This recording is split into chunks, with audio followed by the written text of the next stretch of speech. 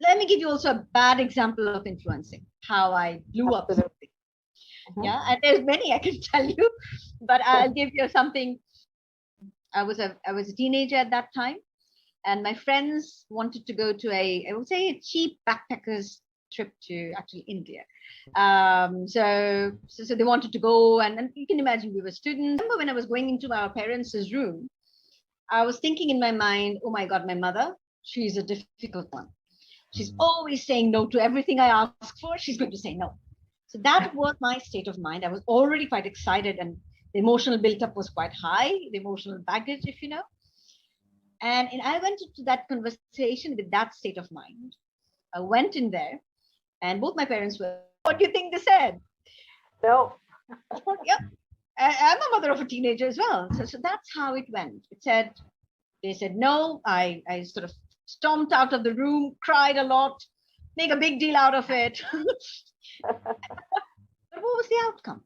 The outcome was that all my friends went, I couldn't go. And I still, whenever I meet my father, I still remind him of this conversation. There's no more.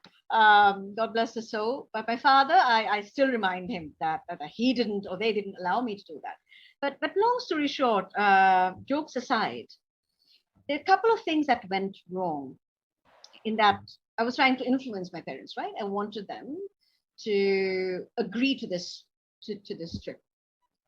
Firstly, when I reflect on this, is if I could sort of listen to them more, if I could really try and understand what their consideration was, you know, if I could really ask them what was their hesitation, what was their concern about, the conversation would have gone on, and we could have perhaps gone to find a solution rather than putting them in a corner and saying yes and no.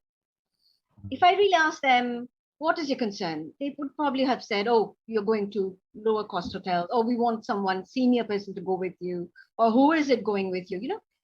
Rather than having a conversation, an open-ended, ongoing conversation, right? I should have asked them.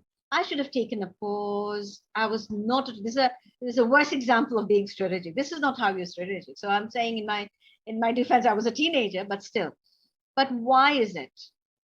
So, and I think all of us would have similar examples of how any negotiation or influence situation didn't go well because of our emotional, negative